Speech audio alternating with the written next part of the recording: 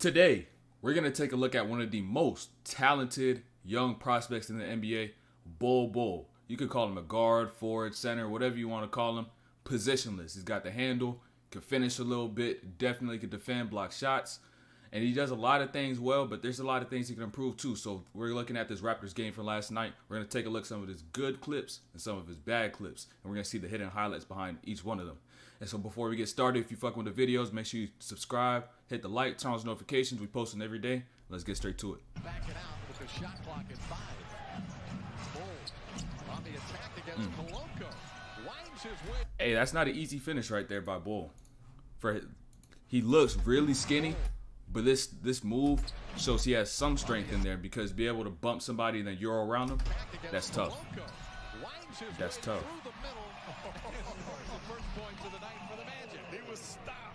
And he has this whole sequence to start the game. Had that Euro right then and there.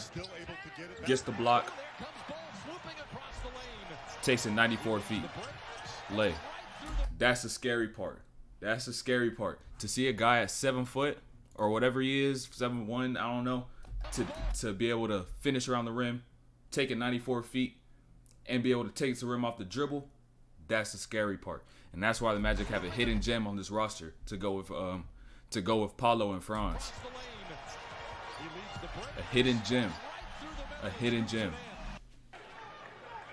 He is a pesky defender, isn't he?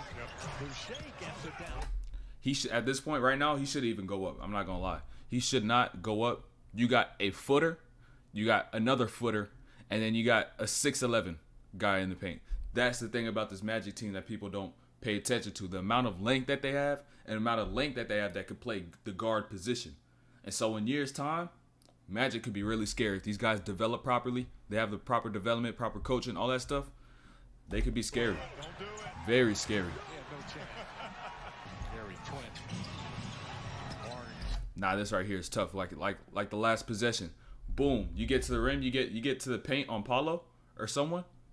You got a footer coming over, and you got another footer coming over. So good luck making anything in the paint. Ken Birch, you already tried this one too many times when you was in Orlando in practice. You got footers everywhere. And they added another one to Bol Bol too. That help is tough. Fred VanVleet with the bucket. But I want to just point out that help defense. When teams try to get to the paint on this Magic team, it's tough because they got so much length. That's what we need. Get hot. Help rotation, hands high, barely even needs to jump, gets the block. This Magic team could be one of the best defensive teams in the NBA in time. And on top of that, all their guys, Franz Wagner, 6'10" too. All their guys could play offensively as well as defensively. So you're not going to have, they're probably even better offensively, I'll be honest, or at least Franz and Paolo. But they could play two sides of the floor with all this length, guard 1 to 5. It's going to be tough. It's tough. And they all could play point. Peep this dime too. Guard skills at 7 as a footer, it's crazy to see.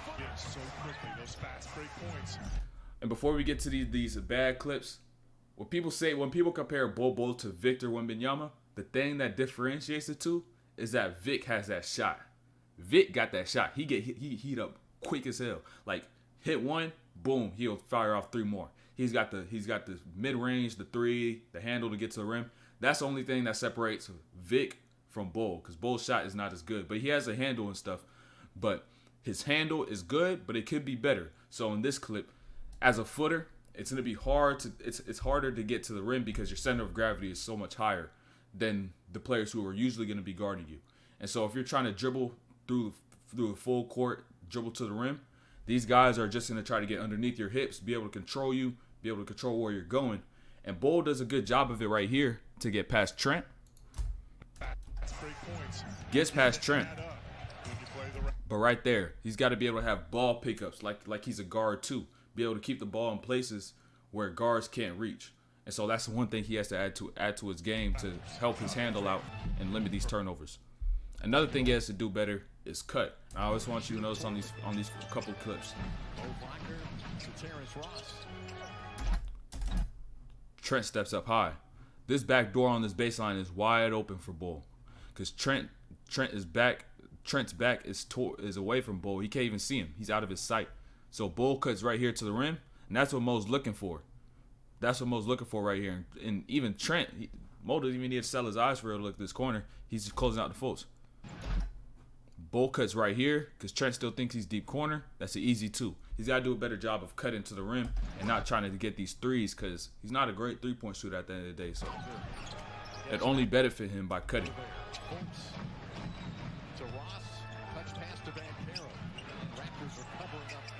End up with a bad possession.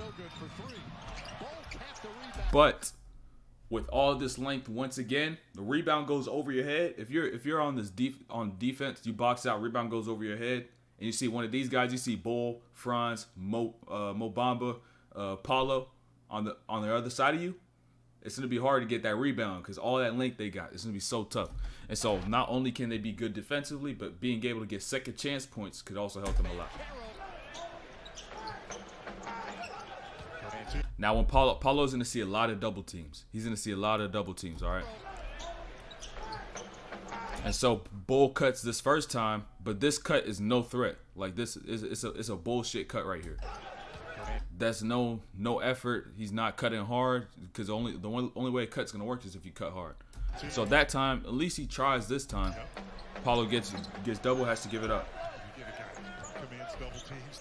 Pick and roll. Gets it back. Double team again. It's the same situation like last time when Mo caught it in the middle and he could go baseline because the defender's back is towards him. So right now, same thing. Van Vliet can't see you. You just cut down here on this baseline. It's an easy 2 points. Easy 2 points.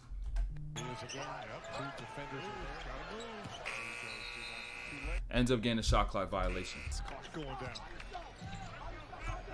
And now, before I play this clip, like the length that this Magic team has, it's not going to be helpful if you don't use it. And so if Bol's 7 foot, 7'1", 7'2", whatever he is, probably with the nearly 8 foot wingspan, you should always have your hands out. Always have active hands. Always have your hands in the passing lanes, hands up to contest shots, all that stuff.